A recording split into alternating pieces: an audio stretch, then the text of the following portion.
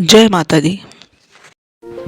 उस रात जब सब कुछ खत्म होने वाला था, तब माँ ने सपने में आकर जो कहा, उसने एक जिंदगी ही बदल दी। एक छोटे से गांव में सीमा नाम की एक गरीब औरत रहती थी।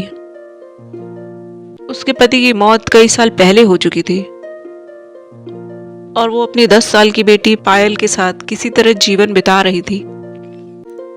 सीमा दिन रात मेहनत करती, लोगों के घरों में काम करती, पर गरीबी जैसे उसका पीछा ही नहीं छोड़ रही थी। लेकिन एक चीज थी जो सीमा को कभी टूटने नहीं देती थी। वो थी उसकी अटूट आस्था।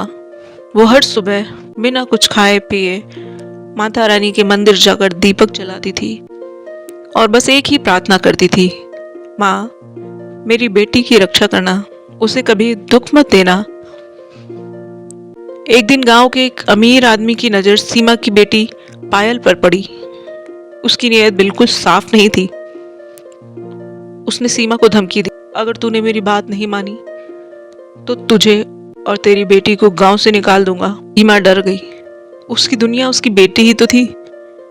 उस रात सीमा बहुत रोई और पहली बार उसे लगा कि शायद अब कुछ नहीं बचा।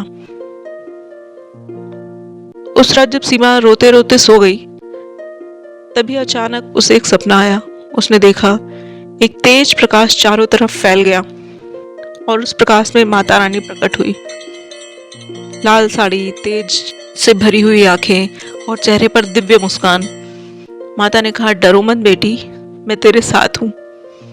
कल सुबह मंदिर के पीछे जो पुराना पेड़ है वहां जा, तेरा समाधान वहीं मिलेगा।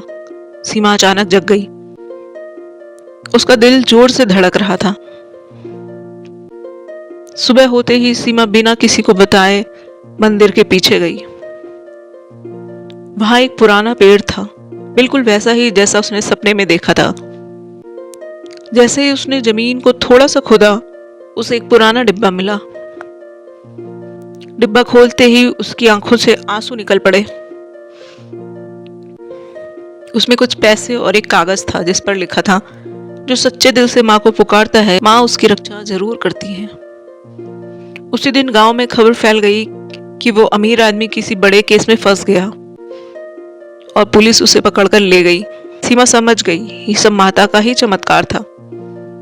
सीमा ने मंदिर जाकर रोते हुए कहा, माँ आपने मेरी लाज रख ली, मैं आपका यह एहसान कभी नहीं भूलूंगी। उस दिन के बाद से सीमा की जिंदगी बदल गई।